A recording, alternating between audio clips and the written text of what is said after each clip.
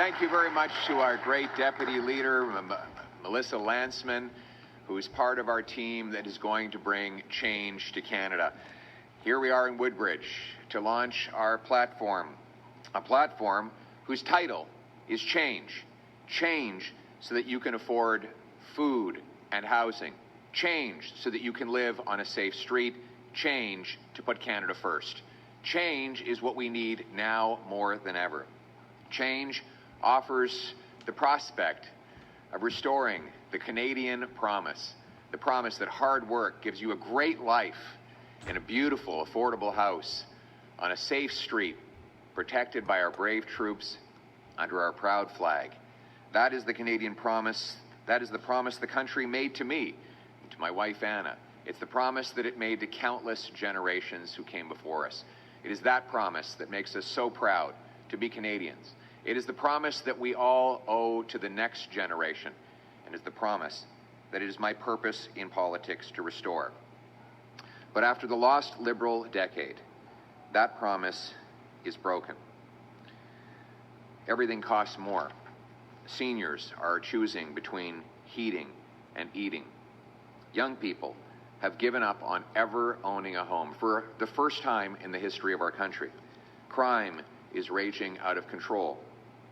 Immigration has been broken by Liberal policies that grew population at a rate 3 times faster than our housing stock, crowding out homes, health care, and jobs. For 3 Liberal terms, Canada has had the worst GDP per capita of any country in the G7.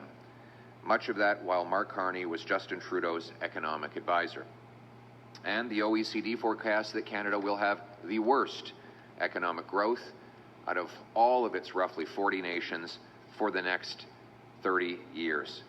La promesse du Canada, la promesse canadienne, que le travail acharné vous permette d'avoir une belle vie dans une maison abordable sur une rue sécuritaire, est une promesse qui est maintenant brisée par des libéraux.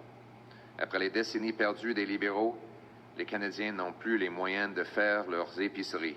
Les aînés doivent choisir entre se chauffer et manger. Les jeunes ont perdu tout espoir de devenir propriétaires un jour. La criminalité est en forte hausse. L'immigration est hors de contrôle. Au cours des 3 derniers mandats, les libéraux nous ont donné la pire croissance économique parmi le G7 et l'OCDE prévoit que nous aurons encore le pire pour les 30 prochaines années. C'est le bilan de Mark Carney comme conseiller économique à Justin Trudeau et c'est le bilan de Justin Trudeau et les libéraux. Donc, on ne peut pas prendre le risque d'un 4e mandat de coûts hors de contrôle et d'une économie qui est en descente. On a besoin d'un changement pour rendre la vie abordable et sécuritaire, un changement pour mettre le Canada d'abord.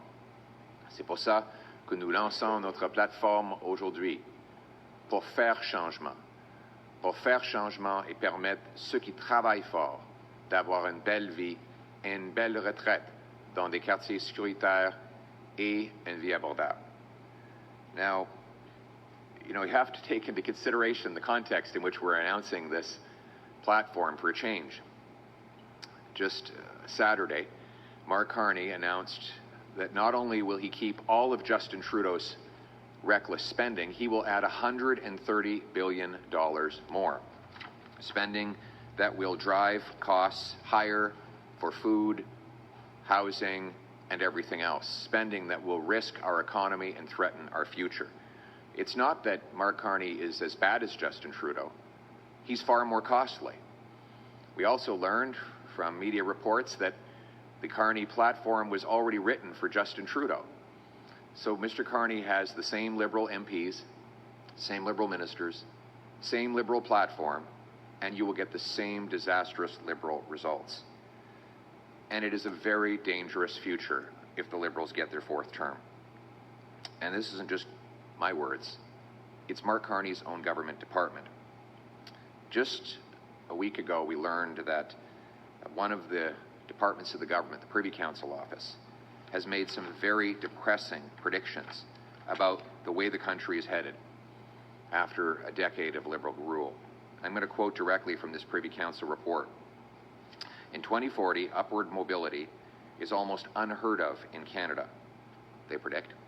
Hardly anyone believes they can build a better life for themselves or their children through their own efforts, and many worry about sliding down the social order. It forecasts more people may struggle to afford rent, bills, and groceries. Resulting stress could worsen mental health challenges. This would increase demand for social services. And then there's some specific forecasts that the current Liberal government is making about our future. In 2040, owning a home is not a realistic goal for many. Inequality between those who rent and those who own has become a key driver of social, economic, and political conflict. The report goes on to say that people may lose faith in the Canadian project altogether. It forecasts that many will leave the country to avoid this rising cost and declining opportunity. And they believe that it will lead to a mental health crisis. More people will emigrate to jurisdictions where they believe upward mobility and or higher standards of living are easier to obtain. Quote, if young workers leave Canada, it may become harder to pay for the systems that support a growing number of older people. It says things are so bad that, and this is a quote, I'm quoting from the government here, if I had said this myself, you would have thought it was outlandish, but this is the government's own predictions about how bad things are headed right now. People may start to hunt, fish, and forage on public lands and waterways because they can't afford groceries anymore. This isn't my prediction. This is where the country is headed if we continue down the Liberal track. It sounds incredible, something from the post-apocalyptic TV show like Fallout or The Last of Us, but this is the forecast from Prime Minister Carney's own government department, the Privy Council office. Now, Mr. Carney plans to continue the very policies that got us into this mess in the first place. In fact, he plans to go even further. $130 billion of additional spending above and beyond what Justin Trudeau had already promised will take the new debt that Liberals are projected to add over the next 4 years to $250 billion of inflationary, cost-driving spending that threatens our social programs and our future. M. Carney va non seulement maintenir toutes les dettes de Justin Trudeau, mais il prévoit d'ajouter encore plus de dettes et encore plus de dépenses, c'est-à-dire 130 milliards de dollars de nouvelles dépenses inflationnistes en plus du programme anti-croissance et anti-développement que les libéraux poursuivent depuis une décennie. Il dit qu'on devrait garder la moitié de notre pétrole dans la terre et il veut garder en place la loi anti-développement C-69. Il s'ajoute à toutes ces dépenses au déficit déjà en place et donc un quatrième mandat des libéraux sera encore plus coûteux que les premiers 3 mandats. To pay for it, they'll have to print even more money and hike taxes even higher, with inflation driving up grocery costs, housing, and gas even worse, just like the last 5 years when he was Trudeau's economic advisor. But the good news is, it doesn't have to be this way. We can choose change. We can choose hope. We can choose our future.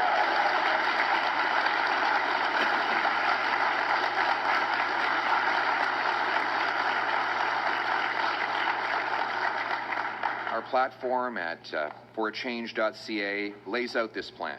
It is a plan that will lower taxes and debt by getting rid of bureaucracy, consulting fees, waste, and excessive foreign aid to dictators, terrorists, and global bureaucracy. It is a plan to build homes by removing taxes and bureaucracy. It is a plan for safe streets by locking up criminals for a change. Change to unleash our resources so that we can stand on our own 2 feet and stand up to Trump and anyone else from a position of strength. The choice is this: a 4th Liberal term with Mark Carney, whose reckless Liberal plan will add even more debt than Trudeau, or a new Conservative government with a responsible plan to save $125 billion and put us back on the path to growth and security. This is my plan for change. First, We will cut the Liberal deficit by 70% by cutting back on bureaucracy, consultants, foreign aid to dictators, terrorists, and global bureaucracies, slashing money for special interests, and unleashing $500 billion of extra economic growth by unlocking the power of our resources and home building. We will, thank you.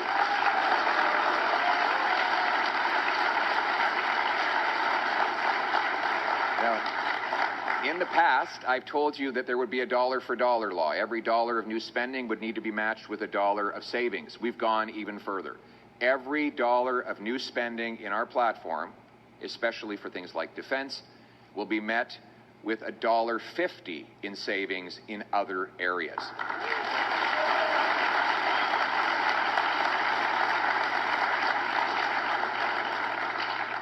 We will cut consulting fees that the government pays by $10 billion annually and almost $20 billion over the term. Gradually and through attrition, without mass layoffs, we will wind down the cost of the bureaucracy by hiring back only 2 people for every 3 who voluntarily retire. We'll cut back on foreign aid by roughly a third, so that we no longer give money to terrorists, dictators, and global bureaucracy. The money will go to frontline people in need. We will...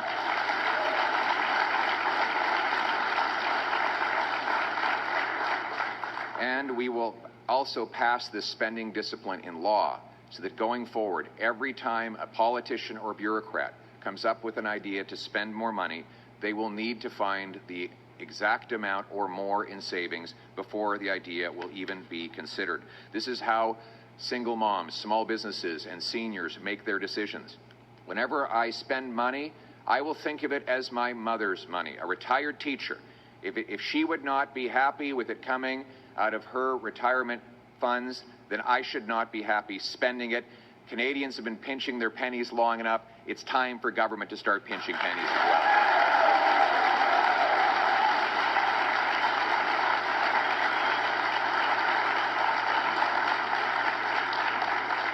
We will unleash $500 billion of economic growth, a number certified by the former chief economic analyst of Stats Canada and by a former associate deputy minister. This growth will be the direct result of repealing liberal anti-energy laws, removing bureaucracy that blocks home building, and cutting taxes on investment. This boom in growth will bring in $70 billion of additional revenue, money that we can use to pay for our cherished programs and military without raising taxes on Canadians. Which brings me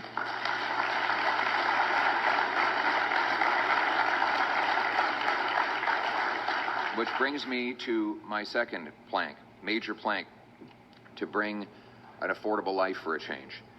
A Conservative government understands that a dollar left in the hands of the person who earned it is always better spent than a dollar in the hands of the politician who taxed it. And that is why Conservatives will cut your income tax by 15% to save almost $2,000 for the average working family for a change.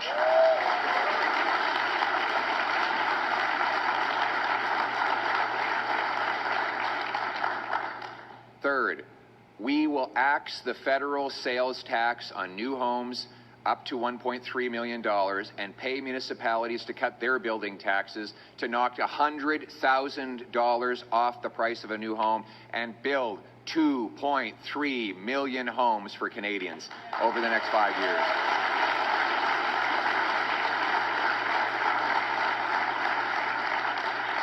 And we want those homes to be in safe neighborhoods so that we will stop the crime for a change.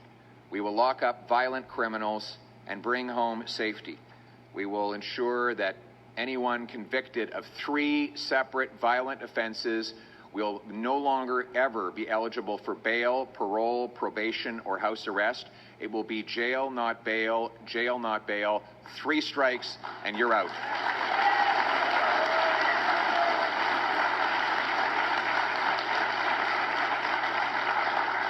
And we will put our own country first for a change. By repealing anti-resource laws Liberals have used to push us down and push our investment out, We will bring home the $500 billion that the Carney-Trudeau Liberals pushed to the Americans. We will build pipelines, mines, and other major projects. We will use the funds to rebuild our military so that we are a truly sovereign and strong nation that stands on its own 2 feet and stands up to anyone who confronts us.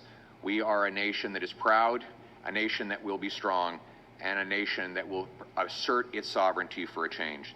C'est ça mon plan pour le changement. Au cours des 4 prochaines années, un gouvernement conservateur va réduire le déficit au cours des 4 prochaines années.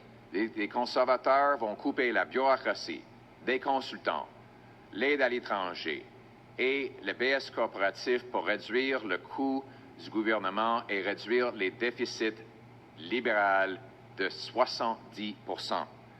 En réduisant le coût, on peut réduire l'inflation et libérer de l'argent pour laisser plus dans la poche de monsieur et madame tout le monde. C'est comme ça, on va aussi mettre en place la loi dollar pour dollar qui garantit que chaque fois qu'on introduit un nouveau dollar de dépenses, on va devoir le matcher avec un dollar d'économie. Mais dans la plateforme actuelle, on va encore plus loin. On insiste pour $1,50 pour chaque dollar d'économie, pour chaque nouveau dollar de dépenses. C'est comme ça qu'on va réduire les déficits libéraux. On va aussi libérer un autre demi-billion de dollars de croissance économique au cours des 5 prochaines années, afin de générer 70 milliards de dollars de revenus supplémentaires sans les hausses de taxes et d'impôts. C'est en libérant nos ressources naturelles, la construction de logements et en réduisant les taxes sur l'investissement. Parlant des taxes, mon plan que je vais réitérer aujourd'hui, c'est de couper vos impôts de 15 % pour économiser à une famille de travailleurs moyennes près de 2 000 $, de l'argent que vous pouvez dépenser dans votre économie locale pour supporter votre famille. Mais il faut une maison pour le faire. C'est pour ça que j'annonce encore qu'un gouvernement conservateur va éliminer la TPS sur les maisons neuves et inciter des municipalités de couper leur bureaucratie pour ainsi réduire le coût d'un logement de 100 000 $.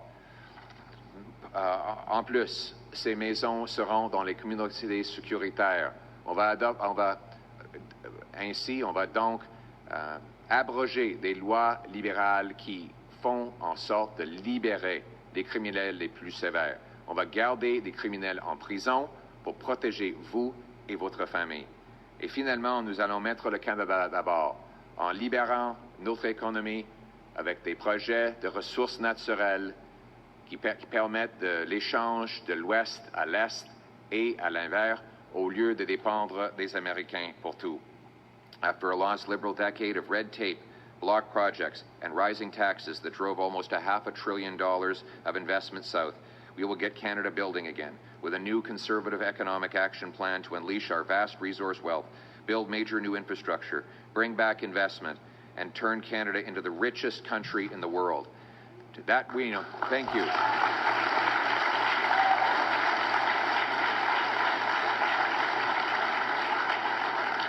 And by the way, richest country in the world is not just bragging points. It's not just to be at the top of the list of some OECD or G7 publication.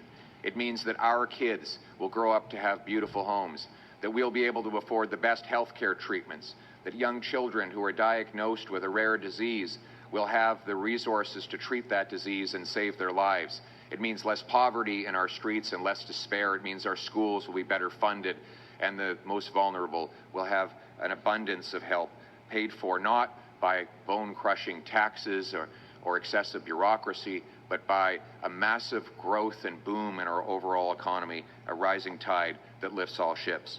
We will repeal the anti-development laws like C-69 that Mark Carney wants to keep in place. We'll get rid of the energy cap and unlock our energy production. We'll repeal the entire carbon tax for real, for everyone, for everything, for a change.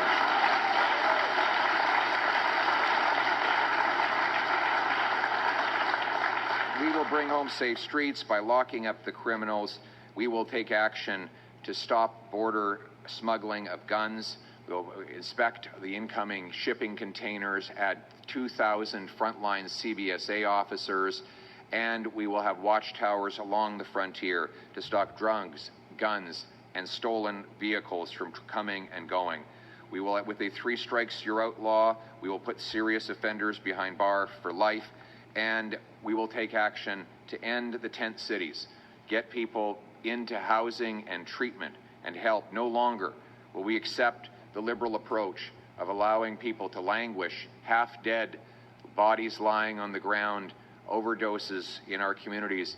These tent cities have been a terrible tragedy, a place where people go outdoors for effectively palliative care. We will end that by giving them hope that they can turn their lives around, get into housing, get their bodies clean of addiction, and reconnect with their families, because we're not going to give up on anyone. In fact, anyone who's out there suffering with an addiction, know this: we're going to provide 50,000 treatment spaces where you can go and get detox, counseling, group therapy, physical exercise, a job placement, and a home. So hang on, have hope, help is on the way.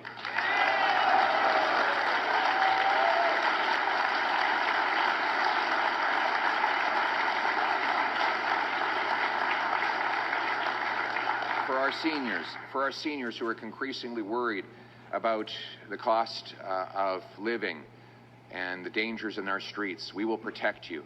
We will protect your pension. We will ensure you continue to have the option of retiring at age 65. That will be the age of retirement for OAS, CPP, GIS.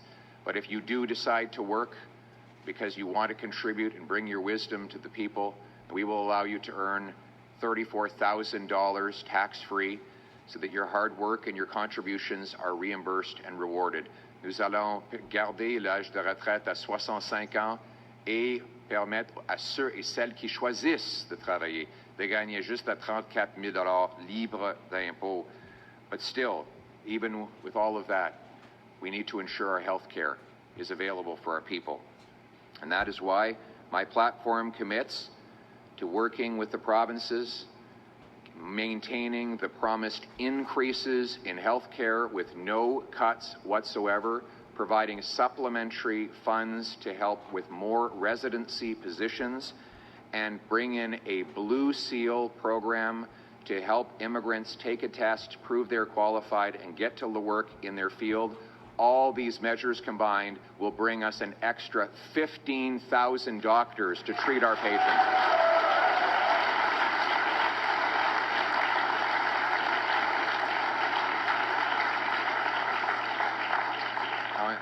For a change, instead of the endless wait lines that we have seen après une décennie perdue des libéraux, avec moins de médecins et plus de gens qui attendent. Nous allons travailler en plein partenariat avec les provinces, en respectant leurs juridictions et en continuant d'augmenter les transferts en matière de santé, tout en créant un saut bleu, un test qui permettrait des immigrants de prendre un examen, de prouver leur qualification et de travailler dans les domaines de la santé dans une entente signée avec toutes les provinces volontairement. Nous allons ajouter 15 000 médecins de plus à travers le Canada pour faire changement dans notre système de santé. And we're going to make sure that our health care, our housing, and our jobs are not overwhelmed. We will end the fraud in our international student program, the temporary foreign worker program, and cap population growth so that we always add health care, housing, and jobs faster than we add people. We will fix the broken immigration system for a change.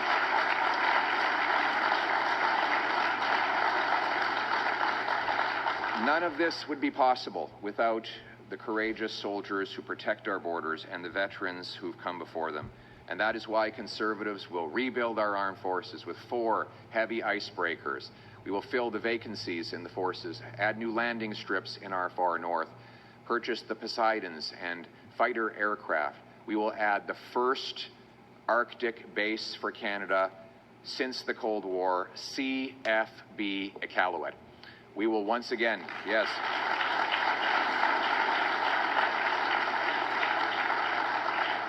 We will remove the bureaucracy and red tape so that our veterans can get the services they need, and our young veterans who come out of the forces in their 40s can get jobs working in the trades where they're given credit for the things that they learned in the forces. Let them earn big, powerful paychecks by going from helmets to hard hats. We owe them that, and we owe them everything else, and we will be there with our veterans. For a change, this country needs to stand up for its military and its veterans, the people who gave us everything we have. Thank you.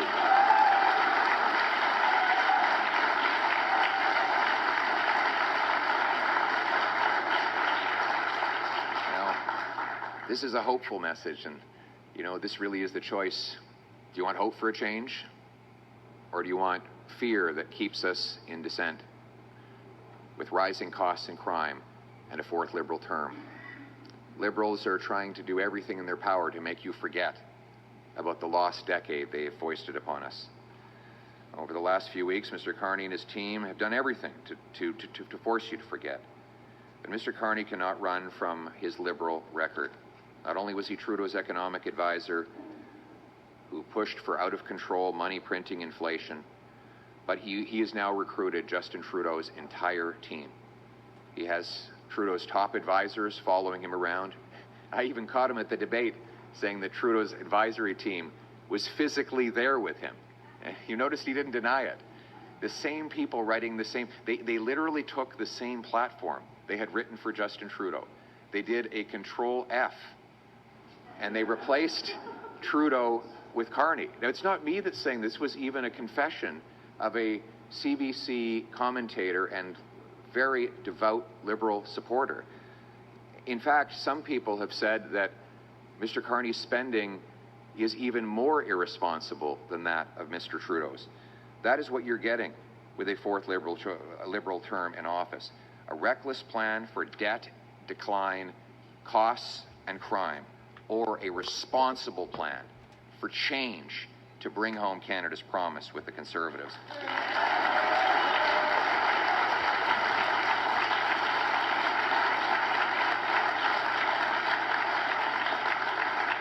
Au cours des dernières semaines de cette campagne, M. Carney et son équipe de libéraux ont fait tout pour vous faire oublier.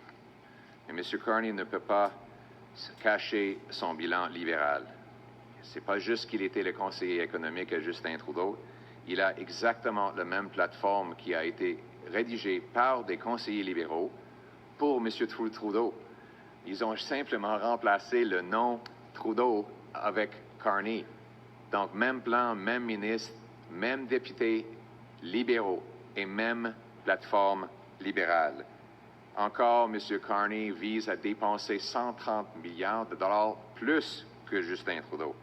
Donc, le choix dans les élections, c'est est-ce qu'on va prendre le risque de réélire les mêmes libéraux qui ont causé cette faiblesse et cette explosion dans le coût de la vie, ou est-ce qu'on va choisir un changement avec un nouveau gouvernement conservateur responsable qui va couper le gaspillage, réduire les déficits, les taxes et les impôts, bâtir des logements, libérer nos ressources pour qu'on puisse tenir tête à Donald Trump et les Américains avec la force. C'est ça le choix. I believe in this country. I believe in its promise. And I believe our country is ready for change. Change that will bring hope. Change that will mean that our young people will have a future again, and that they will have children of their own they can raise in safe neighborhoods. And that when those kids are born, they'll be taught that they can do absolutely anything in this country. That they can cure cancer, start a business. Maybe what they want is just to grow up and buy a home, have 2 kids and a dog, and enjoy a peaceful Canadian life with a nice flag hanging from the front porch. That's the promise that the country made to me, and I owe this country everything for letting me stand on this stage, coming from my humble beginnings, and I want everybody to have the same chance that I have. So our purpose here today is to bring the change that will enable that promise to be renewed. Change so you can afford a good life. Change so that you can afford a nice home. Change so that you're safe in your community. changed so that we put Canada first. Let's bring it home. Thank you.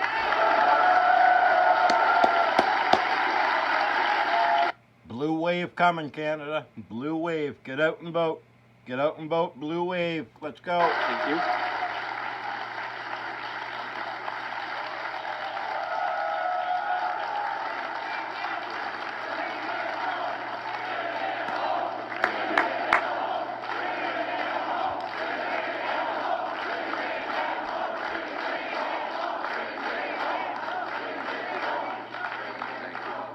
We will now take questions from the floor. Please say your name and outlet. Good morning, Mr. Poilievre. Nick Murray from the Canadian Press. Thank you. Your platform calls for $20 billion in revenue in the first year from tariff response, but you've previously said that a Conservative government would redistribute that to affected workers and tax cuts, and you've also said that you would look to pause tariffs in an early renegotiation of a new trade deal with the United States. So I'm wondering how you account for that $20 billion in revenue in year one with those variables at play and a $31 billion deficit already forecast. Yes, that's a very good question. So you're right, we are inheriting a very large Liberal deficit. It's actually $46.8 billion right now under the current Liberal government. And well, let's be clear, all of these deficits that we're talking about are inherited from the previous Liberal government. So let's not pretend that these deficits were created by anyone other than Mark Carney and Justin Trudeau. On the tariffs, I have to accept the numbers the government published. Mr. Carney has said that the tariffs will generate $20 billion. What I'm committed to is redistributing that money to Canadians through tax cuts and through targeted aid to industries that are directly affected. So I have said that we will be cutting taxes by more than $20 billion by lowering income tax 15%, axing the sales tax on new homes, letting seniors have $34,000 tax-free earnings should they choose, axing the sales tax on Canadian-made automobiles, axing the carbon tax. So we will use the money to cut taxes on work, investment, energy, and home building, and also to eliminate the capital gains tax on any monies reinvested in Canada. We also have set up a fund, I think it's $2 or $3 billion that we have put aside to keep Canadians working. It's called the Keep Canadians Working Fund. It is going to be a loan program, but it's going to target those businesses that we know can survive and thrive in the future, but are trying to avoid layoffs in the short term while we go through this unfortunate and frankly wrong-headed tariff dispute that the President has wrongly pursued. So look, the bottom line is that with all this going on, we can't afford a fourth Liberal term of rising costs and crime. We need a change with a new Conservative government that will cut waste, cap spending, lower taxes, and bring home an affordable life for all Canadians. Thank you. En français.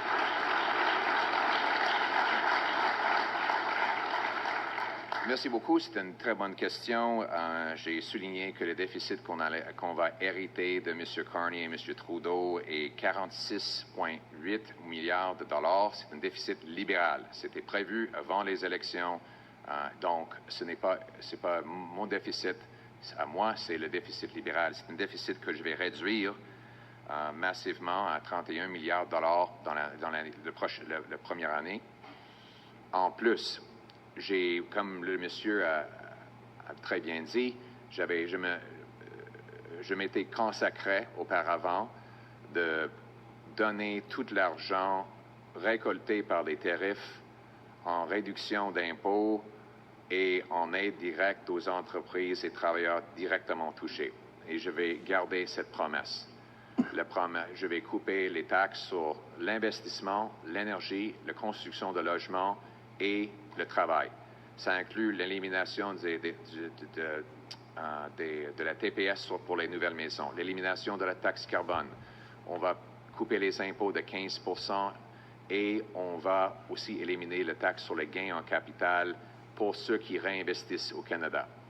En même temps, on aura un fonds consacré aux entreprises et travailleurs qui peuvent garder leur opération à long terme, mais qui ont besoin d'un peu de liquidité juste pour payer leurs factures aussi longtemps que la guerre tarifaire continue.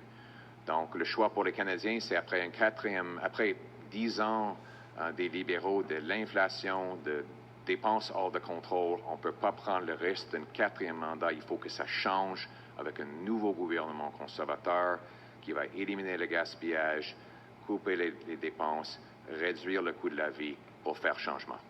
Merci. Thank you. Next question. Thank you. Bailey Morton with Aurora today. Your platform talks about incentivizing development charge cuts Yes. and backing cities who build housing with infrastructure funding. Local municipal leaders in Newmarket and Aurora have talked about how they need more funding to do this infrastructure building, and that without the infrastructure build, that's what delays housing. So how's your plan going to get housing starts up and building faster? This is a very good question. Over the last Liberal decade, housing costs have doubled, and the reason is that Liberals continue to build bureaucracy instead of building homes. As local governments jack up construction taxes, the federal government continues to give them rewards for doing so, with more and more government spending. Mr. Carney is pledging to repeat all of the same Liberal policies on housing that got us into this mess in the first place.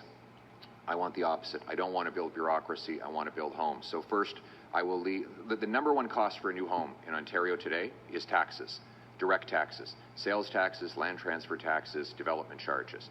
The second biggest cost is bureaucracy, delays, zoning, permits, lawyers, accountants, lobbyists, none of whom build any homes. More money from a new home today goes to bureaucrats in buildings than goes to the carpenters, electricians, and plumbers who actually build the homes. So what I've said is to the cities, you need to follow my example of cutting taxes on home building. If you do, I will pay half the cost of your building tax reductions. The goal will be to cut municipal home building taxes by 50 grand, cut Canadian national home building taxes by roughly the same amount in order to reduce taxes on a new home build by 100 grand. Those municipalities that block housing, they will get less federal infrastructure money, very simply. I'm setting a target. Municipalities should be permitting 15% more homes every single year. And if they hit that target and beat it, they'll get more money. If they refuse, then they'll be getting less money. It's very simple. We cannot continue to pay local bureaucracies to block home building. We have to incentivize more construction. And, you know, we are near Vaughan. I think Vaughan actually just cut their development charges by about 50%. I think I have that right. Is that right? Yeah, so that was a good decision. I want to give them credit for that. And I congratulated Mayor Del Duca for that. I know that he's a different color than I am, but when you acknowledge good work when it's done. And I would reward Vaughan and municipalities like that for making the right decision, because we have to axe taxes if we're going to build homes for a change. En français. Thank you. En français. Oh, merci. OK. Donc, la question, c'est comment faire pour encourager les municipalités d'accélérer la construction. Je vais utiliser l'argent pour l'infrastructure pour inciter des municipalités de réduire leurs frais, accélérer leurs permis et libérer les terrains pour bâtir 15% plus de logements par an. On va en plus éliminer la TPS sur les maisons neuves et les condos.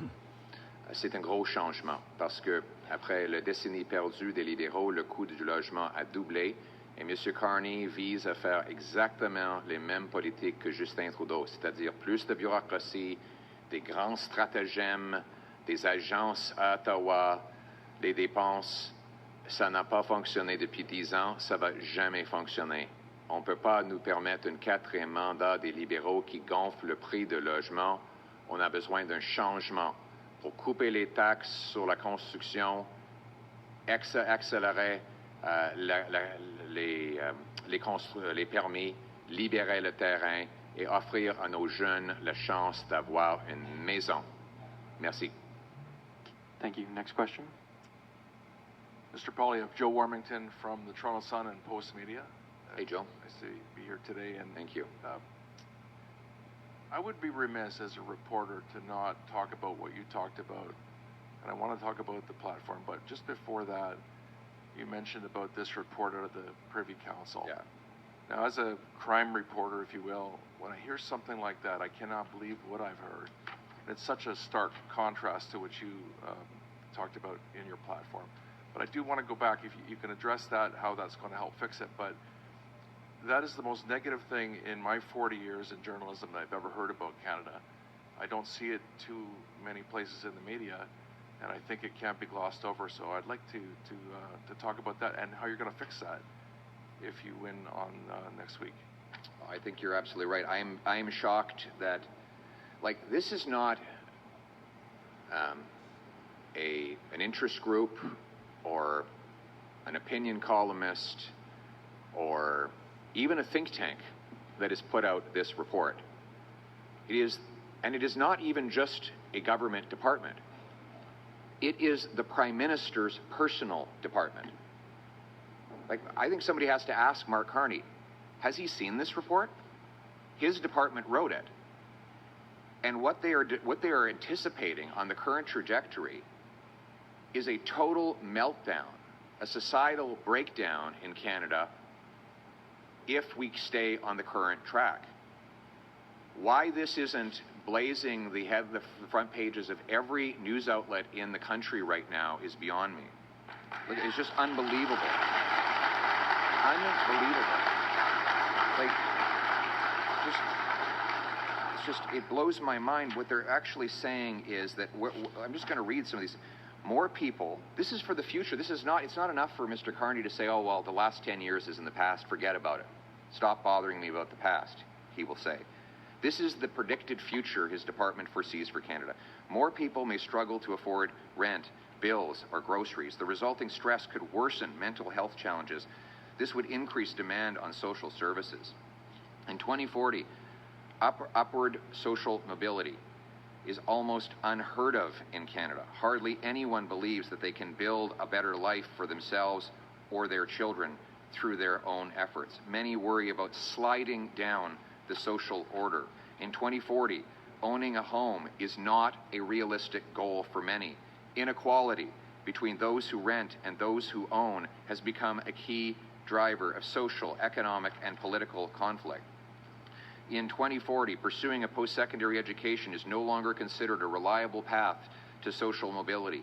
Fewer young people choose post-secondary education, and those who do see it less as a path to a successful career than a way to reinforce their membership in the, quote, elite. That's not my words. That's the government's words. The report paints a terrifying picture of a spiral of economic depression and cost inflation. People may lose faith in the Canadian project, it says. It forecasts that this may trigger people to, quote, emigrate to jurisdictions where they perceive upward social mobility or other higher standards of living are easier to obtain. If young workers leave, it may become harder to pay for our social programs for the older people in the country. And then this last line, it staggers me. That because groceries are expected to become so expensive, according to Mr. Carney's top government department, people may start to hunt, fish, and forage on public lands and waterways.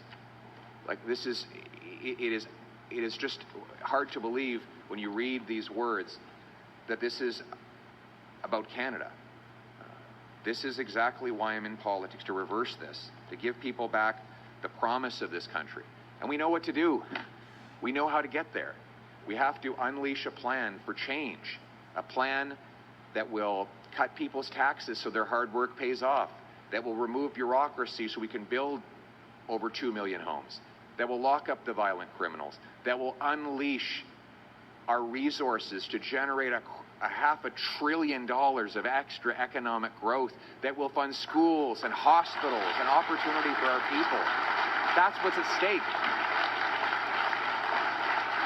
That's what change means. Thank you. En français. Mais je dois avouer, j'ai pas les mots en français du rapport. évidemment, les médias qui s'y intéressent, évidemment, vont pouvoir obtenir parce que ça vient directement du département du premier ministre, le conseil privé.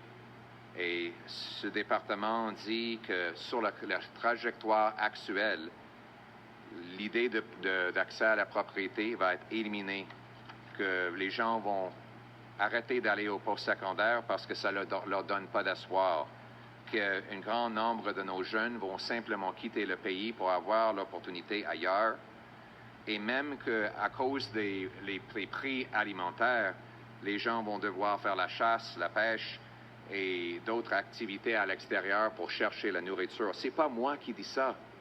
C'est le département gouvernemental de Mark Carney qui a publié ce rapport. Je suis un peu stupéfié que ce n'est pas partout, comme 5 jours avant des élections, le département du premier ministre prévoit un tel avenir. C'est incroyable.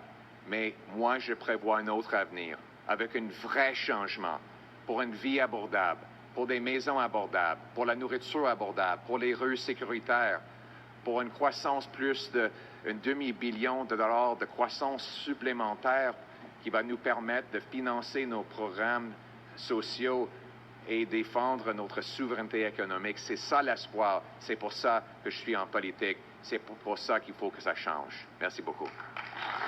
Thank you. Thank you. We will now go to the final question. Thank you. Bonjour, Mylène Crête de la presse. Dans votre plateforme, vous prévoyez à peu près 12 milliards de nouveaux revenus avec la construction de maisons. J'aimerais savoir qu'est-ce qui va générer ces revenus exactement. Et je me demandais aussi, qu'est-ce que vous allez faire du projet de train à grande vitesse entre Montréal et Toronto? Très bonne question. 2 questions. On vous a promis une, mais on donne 2 pour 1. C'est parce que c'est une journée spéciale. Puis c'est dans ma plateforme. En parlant de revenus supplémentaires pour le logement, selon les rapports et les études, chaque maison génère 70 000 revenus pour le gouvernement fédéral en impôts, parce que les charpentiers, les électriciens, les plombiers et les entreprises de construction, ils paient des impôts. Donc, chaque fois qu'on ajoute une nouvelle maison qui n'était pas prévue par la trajectoire auparavant, on ajoute 70 000 $ aux revenus du gouvernement fédéral. Et ça, c'est bien documenté dans des rapports qui ont fait le calcul. On prévoit construire 2,3 millions de logements. C'est à peu près le double qui était sur la trajectoire actuelle. Les constructions de logements supplémentaires vont ainsi générer le revenu supplémentaire. Comment est-ce qu'on va le faire? On va éliminer le TPS sur les nouvelles maisons. On va inciter les municipalités de libérer le terrain, d'accélérer les permis et de couper leurs frais. On va vendre 15% des terrains et des bâtiments du gouvernement fédéral pour bâtir nos 300 000 logements. Dans l'ensemble, on va pouvoir construire beaucoup plus, et les charpentiers et des autres métiers et entreprises vont ainsi avoir plus de revenus et payer plus d'impôts et de taxes. Et c'est comme ça que ça marche. Parce qu'après la décennie perdue où les libéraux ont doublé le coût du logement, il faut que ça change avec un nouveau gouvernement conservateur qui va couper les taxes et bâtir des logements. Merci. In English, please. Thank you. Thank you. Thank you. So the question that came to me, I should just say on the train, we will grant fast permits for large-scale projects like this, and we will make this an environment in which projects can get built. Nous allons livrer des permis très rapides pour des projets comme vous avez mentionné. In English, the question was about housing, how we're going to generate billions of dollars of extra revenue from home building. That is based on a report we have that shows that every time a new house gets built in Canada, about $70,000 in taxes are paid by the workers and businesses who build those homes. Obviously, the carpenters, electricians, plumbers, they get paid salaries. The companies make profits, and they all pay taxes. So every extra home we get built generates 70 grand for the government. We're going to build 2.3 million homes, which is about twice the current trajectory, which means there'll be a lot more economic revenue coming in for the government from home building. How will we do it? We'll axe the GST, the federal sales tax on new homes. We'll incentivize municipalities to cut their development charges, speed up their permits, free up land. We'll sell off 6,000 federal buildings, thousands of acres of federal land, and in that way we will build extra homes, which will generate additional tax revenue. This is a win-win-win after a lost Liberal decade of doubling housing costs. We can't afford a fourth term. We need a change to axe the taxes, cut the red tape, build the homes, and a bright future.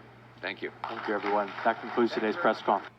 Blue wave coming, Canada. Get out and about. Like and subscribe. God bless. Stay safe, and we'll see you in the next one, my friends.